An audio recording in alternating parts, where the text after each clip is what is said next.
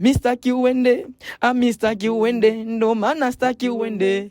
Mistaki uende, mistaki uende, da wete vibaya vibaya vibaya vibaya mwenzako na kuzimia vibaya vibaya vibaya vibaya, kwa maana utanifanya nilie, mapenzi niachukie, unanifanya nilie kwa heshima. Kwa heshima anaitwa Kpizo.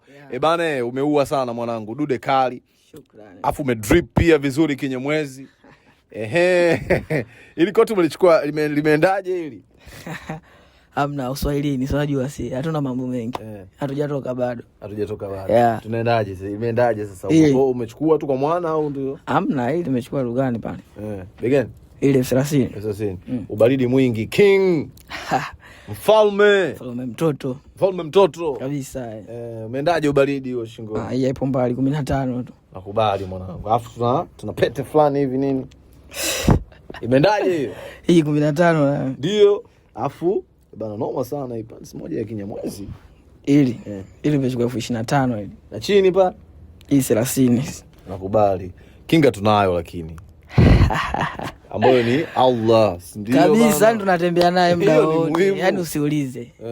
Nakuzimia vibaya vibaya vibaya vibaya nakuzimia we vibaya ndo maana staki uende, mistaki uende, mistaki uende, mapenzi staki uende, mistaki uende, utanifanya nilie, we mapenzi niachukie, utanifanya